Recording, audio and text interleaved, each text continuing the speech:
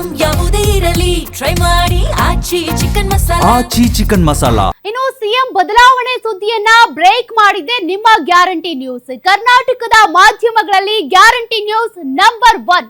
ಯಾಕಂದ್ರೆ ಇಂತಹ ರಾಜಕೀಯ ಡೆವಲಪ್ಮೆಂಟ್ ಗಳ ಬಗ್ಗೆ, ರಾಜಕೀಯ ಲೆಕ್ಕಾಚಾರಗಳ ಬಗ್ಗೆ ಸುದ್ದಿಯನ್ನ ಬ್ರೇಕ್ ಮಾಡುತ್ತೆ ನಿಮ್ಮ ಗ್ಯಾರಂಟಿ ನ್ಯೂಸ್.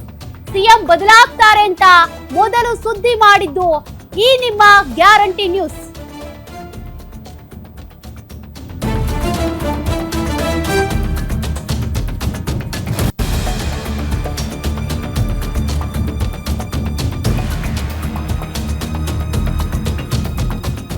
ಗ್ಯಾರಂಟಿ ನ್ಯೂಸ್ ನಲ್ಲಿ ಈ ಒಂದು ಬಿಗ್ ರಾಜಕೀಯ ಡೆವಲಪ್ಮೆಂಟ್ ಬಗ್ಗೆ ಸುದ್ದಿಯನ್ನ ಬ್ರೇಕ್ ಮಾಡಲಾಗಿತ್ತು.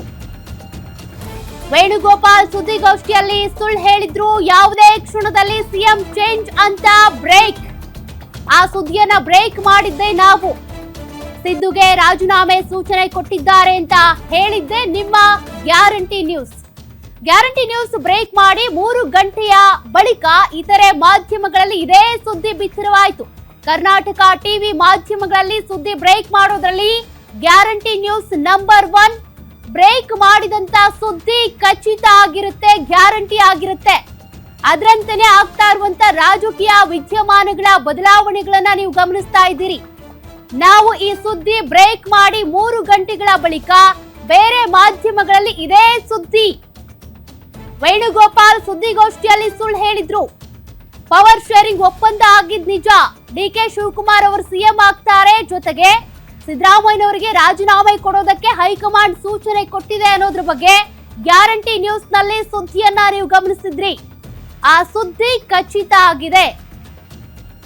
ಗ್ಯಾರಂಟಿ ನ್ಯೂಸ್ ನಲ್ಲಿ ಬಂದಂತ ಯಾವ ಸುದ್ದಿಯೂ ಕೂಡ ಸುಳ್ಳಲ್ಲ.